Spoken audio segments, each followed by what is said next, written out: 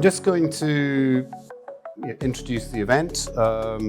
It is about unlocking growth through innovation and entrepreneurship. Ewan's paper talks about something that's critical to this, and this is widening the geography of our ambitions for innovation and entrepreneurship.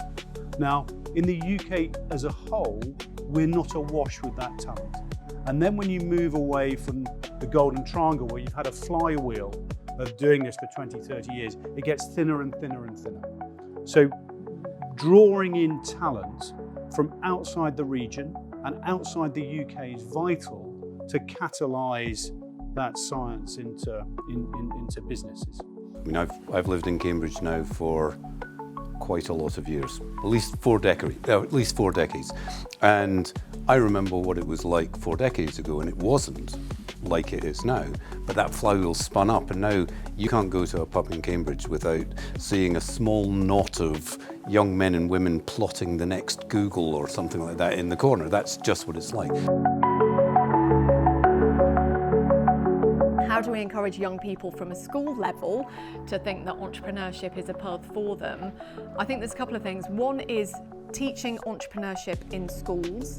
I don't think we will ever get it on the actual curriculum. The curriculum is currently very active, teachers are very busy, but what I think we could do a better job of is how do we get entrepreneurship in existing subjects. So in maths, and this is back to your point about trigonometry and tutors, in maths, how do we encourage students to say, what about how to write a business plan? How can you understand budgets? In geography, how do we look at, could you build a sustainable business to sort things like climate change?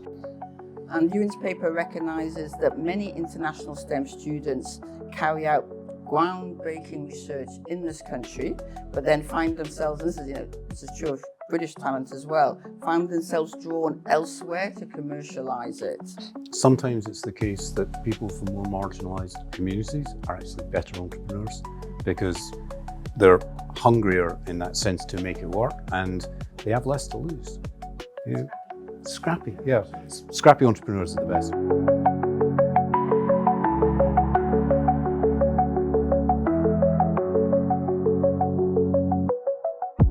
This is one of the things they've learned from the US actually, and Rachel Reese is obviously engaged a lot with the Bidenomics agenda. What they've found in conversation with people like Janet Yellen and others is that it's not just about the state investing, it's also about dealing with the bottlenecks, the issue around planning and supply chains to enable the private sector to have the confidence to invest.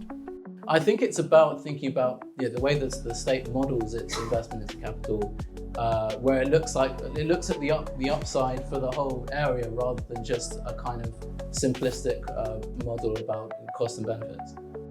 There's no magic bullet. There's no lever that is sitting in the Treasury that Rachel Reeves is refusing to pull, which says growth and create cluster. It's just not as easy as that. But if we don't start now, when are we going to start? So we've got to start now.